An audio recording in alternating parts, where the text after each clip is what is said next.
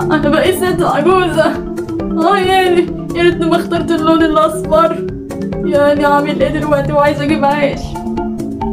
انت يا بنتي اللي واقفة هناك مش قادرة اقف في الطابور.